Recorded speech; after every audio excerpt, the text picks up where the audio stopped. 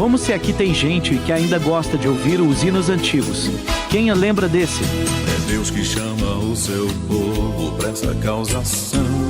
O Espírito Santo já se move em nós, já se move em nós, ungidos do Senhor.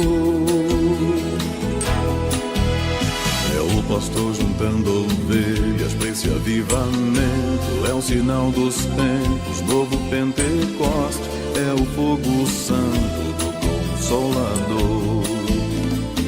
Deixa queimar essa fogueira santa, porque esse fogo não se apagará. Essa fogueira tem o poder de Deus, poder de Deus nesse lugar.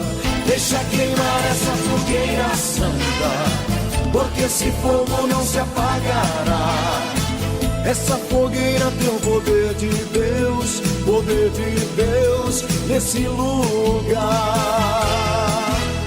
A nossa arma é a oração e o poder de Deus. Ele vai na frente em toda a sua glória. Ele é a vitória, eu sou o vencedor.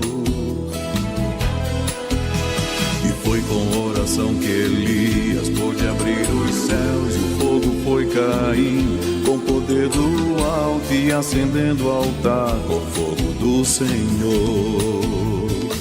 Deixa queimar essa fogueira santa, porque esse fogo não se apagará. Essa fogueira tem o poder de Deus, poder de Deus.